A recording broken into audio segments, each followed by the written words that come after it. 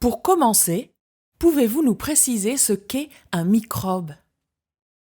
Un microbe est un organisme vivant de très petite taille, donc uniquement visible au microscope. On peut retrouver les micro-organismes, les bactéries, les champignons, les moisissures.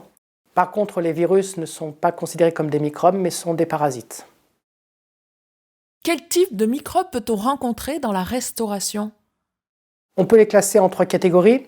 La flore naturelle, ces micro-organismes, on les rencontre dans l'ensemble de l'alimentation, comme par exemple dans les yaourts ou les fromages, comme le roquefort.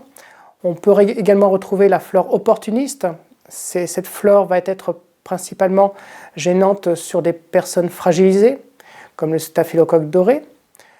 Enfin, on peut retrouver la flore pathogène qui, elle, sera systématiquement à l'origine de maladies, comme la listeria ou la salmonelle.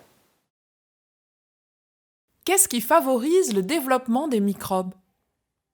Le développement des microbes est favorisé par la présence de substances nutritives. Plus l'aliment sera riche en eau, en sucre ou autre, plus les microbes vont se développer rapidement.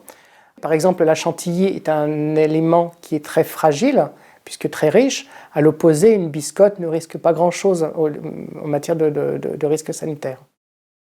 Le nombre de manipulations, plus un aliment sera transformé, manipulé, découpé, tranché autre, plus il sera fragilisé et contaminé.